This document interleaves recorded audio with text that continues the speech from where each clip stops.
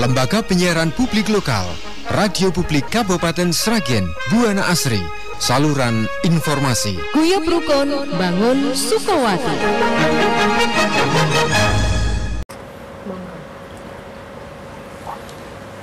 Segenap umat Tuhan, para pecinta Radio Buana Asri dimanapun para berada, marilah kita pagi ini mengawali hari dengan merenungkan sebagian dari firman Tuhan.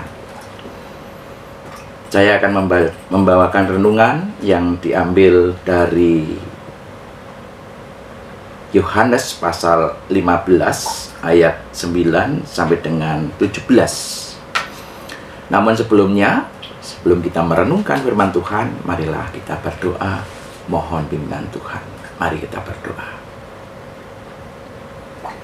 Di pagi hari yang indah dan cerah ini ya Tuhan, kami datang ke hadirat-Mu yang kudus dengan segala ucapan syukur kami. Untuk kesempatan kami kembali bangun dari tidur kami. Untuk kesempatan bagi kami untuk kembali menghirup udara segar.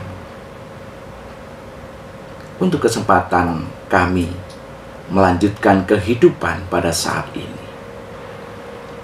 Terlebih setiap campur tangan Tuhan di dalam perjalanan kami mengarungi ruang dan waktu. Engkau boleh terus menguatkan kami, meneguhkan kami, bahkan juga merengkuh dan menopang kami di saat kami terjatuh, di saat kami berjumpa dengan tembok-tembok yang tebal, di saat kami berjumpa dengan tantangan kehidupan ini.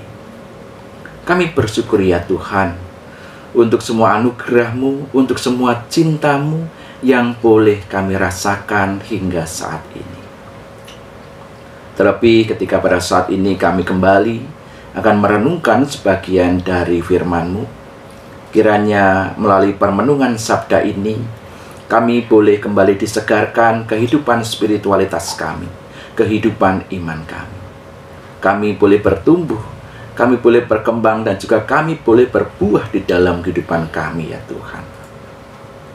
Kiranya kuasa Roh Kudus-Mu tercurah di dalam hati, jiwa, dan pikiran kami, menguasai segala keberadaan diri kami, sehingga kami sungguh-sungguh terpusat pada pemberitaan firman Tuhan saja.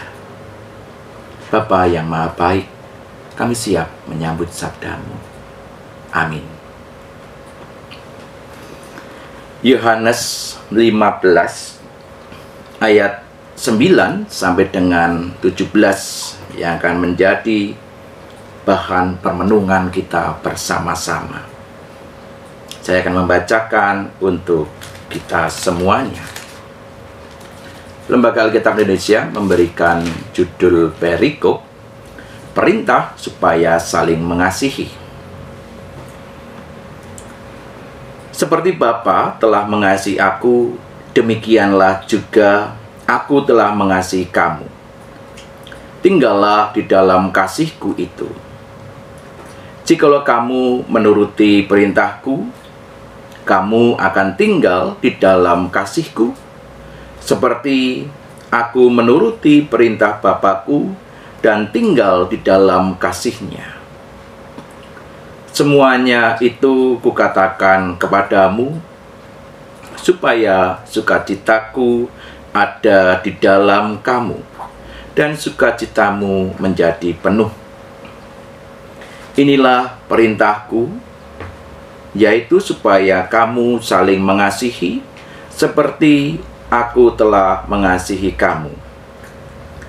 Tidak ada kasih yang lebih besar daripada kasih seorang yang memberikan nyawanya untuk sahabat-sahabatnya. Kamu adalah sahabat-Ku, jikalau kamu berbuat apa yang Kuperintahkan kepadamu. Aku tidak menyebut kamu lagi hamba, sebab hamba tidak tahu apa yang diperbuat oleh tuannya. Tetapi aku menyebut kamu sahabat, karena Aku telah memberitahukan kepada kamu segala sesuatu yang telah kudengar dari Bapa-Ku. Bukan kamu yang memilih aku, tetapi akulah yang memilih kamu. Dan aku telah menetapkan kamu supaya kamu pergi dan menghasilkan buah, dan buahmu itu tetap, supaya apa yang kamu minta kepada Bapa dalam namaku diberikannya kepadamu. Inilah perintahku kepadamu, kasihilah seorang akan yang lain. Sampai sekian jauh pembacaan Alkitab kita pada pagi hari ini. Bapak, Ibu, Saudara semuanya, para sedulur-sedulur Pandeman Radio Buana Asri Sragen, dimanapun berada di seantero bumi Sukowati dan juga di seantero bumi Nusantara ini, kiranya cinta kasih Tuhan senantiasa hadir di dalam kehidupan Bapak, Ibu, Saudara semuanya. Nah, Bapak Ibu yang dikasihi Tuhan, sepanjang sejarah kehidupan manusia, perjalanan dunia di dalam mengarungi ruang dan waktu telah mengalami yang namanya perubahan. Dan perubahan itu sangat banyak sekali.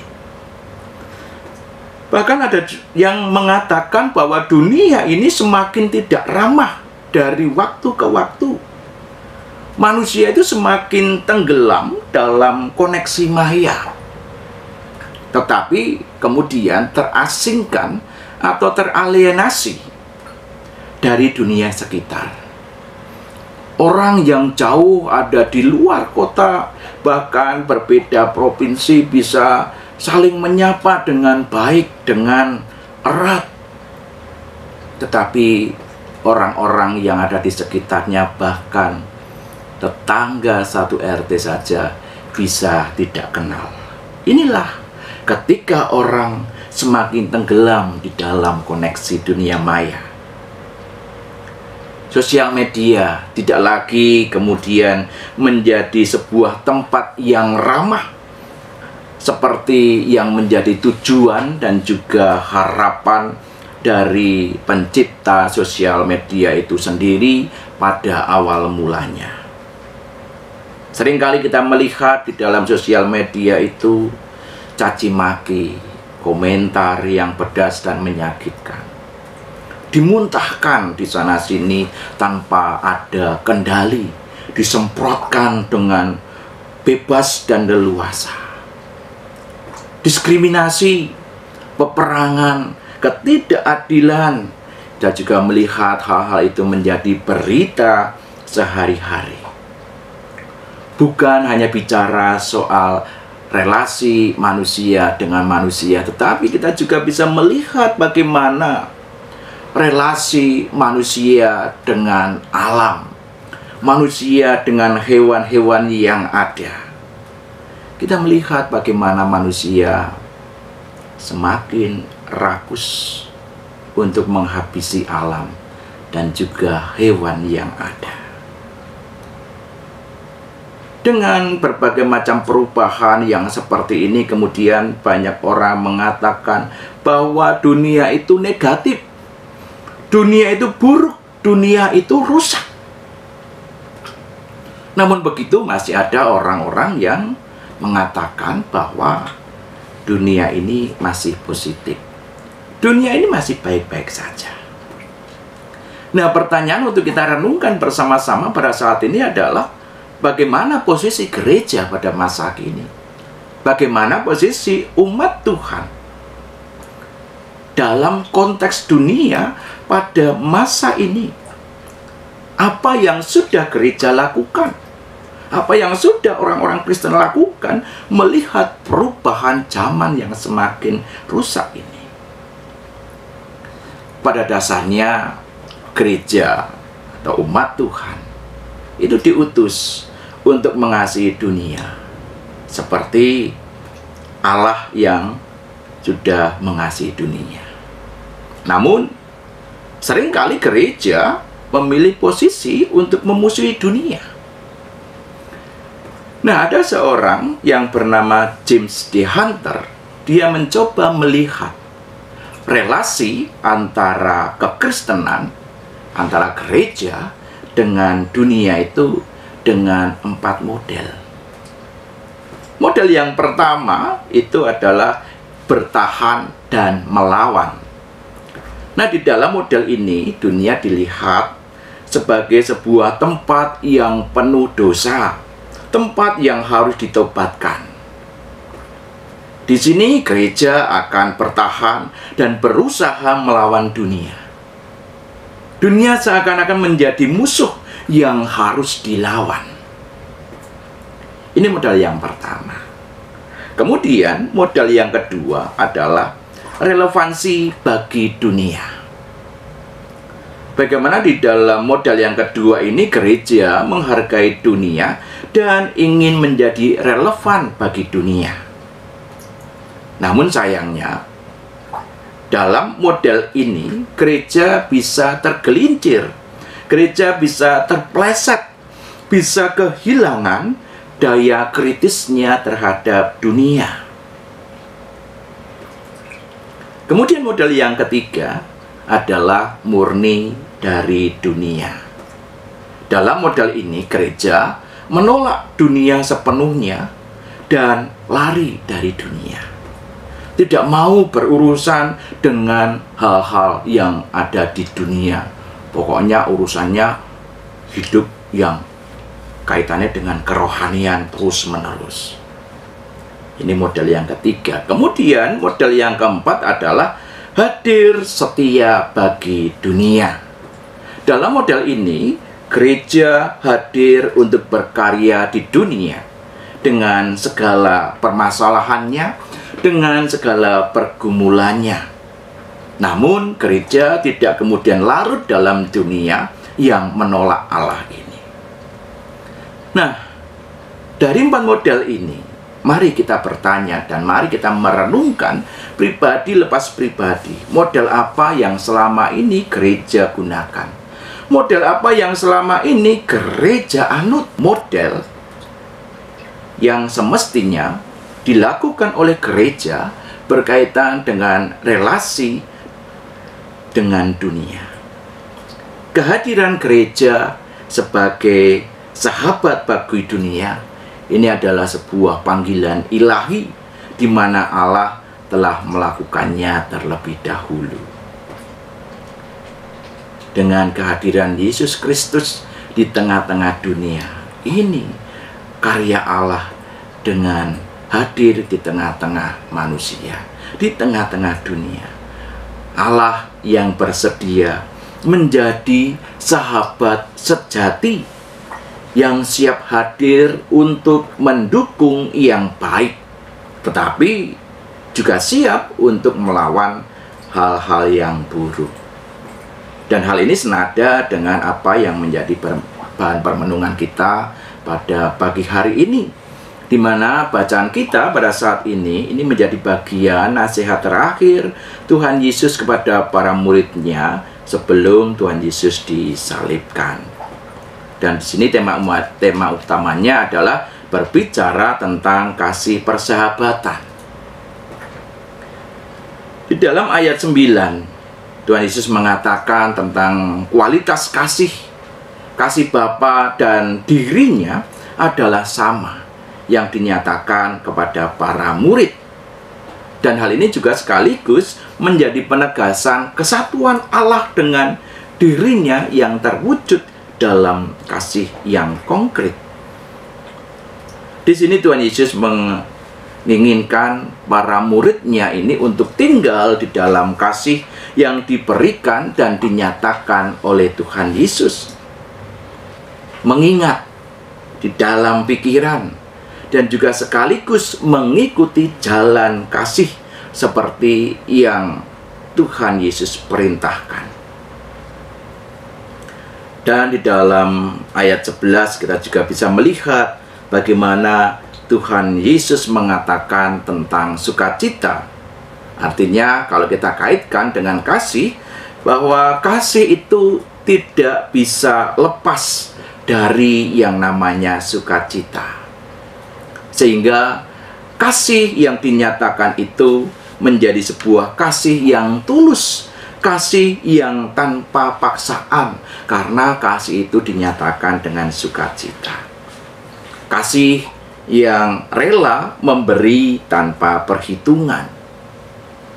Kasih yang berinisiatif, kasih yang aktif, bukan yang pasif.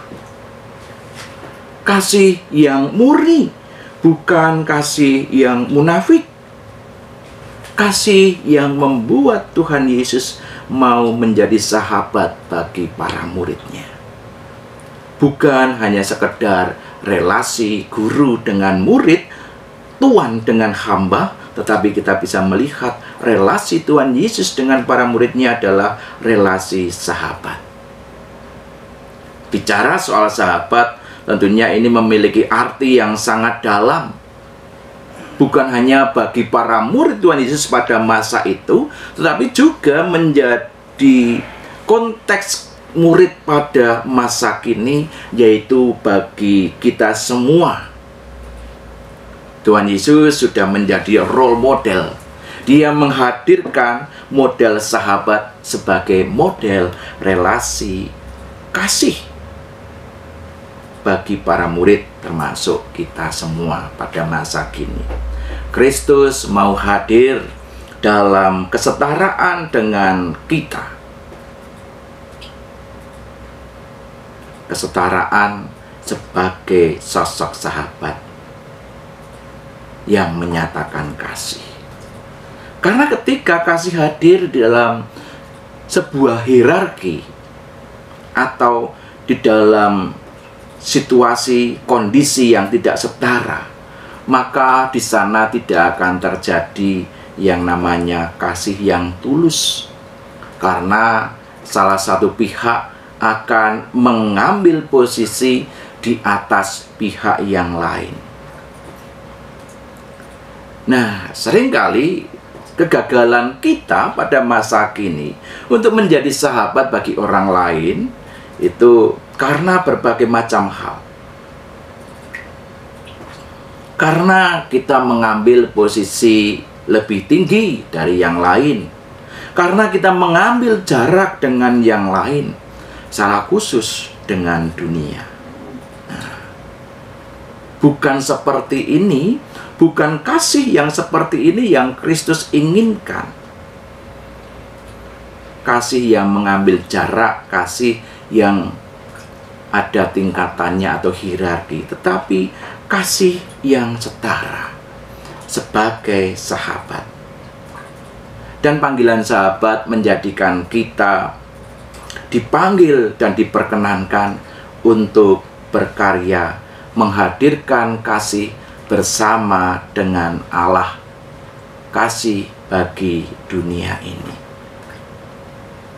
Menjadi sahabat Kristus berarti kita diajak untuk memahami dan melaksanakan perintahnya dengan sukacita.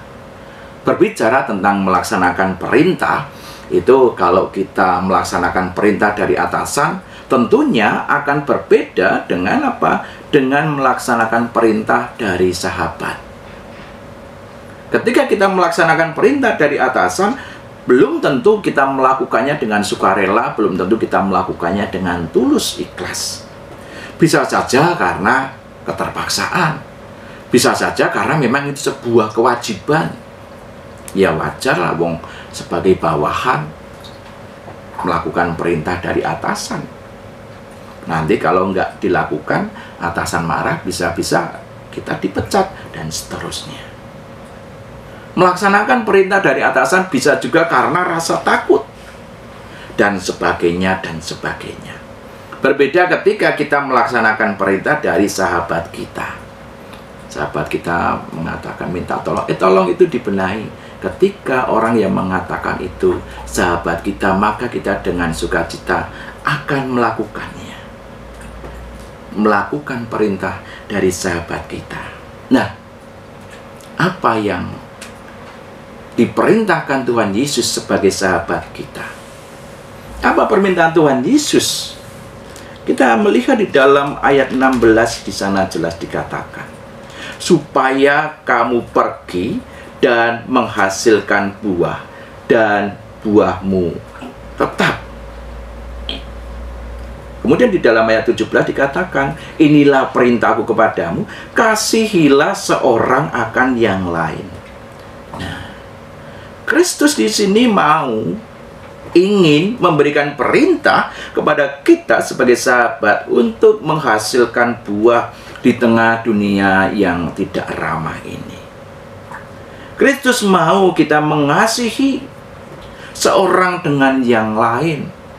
Kasih yang bukan hanya bicara soal mengasihi saudaranya sendiri, mengasihi orang yang baik kepada kita, mengasihi dalam komunitas orang beriman.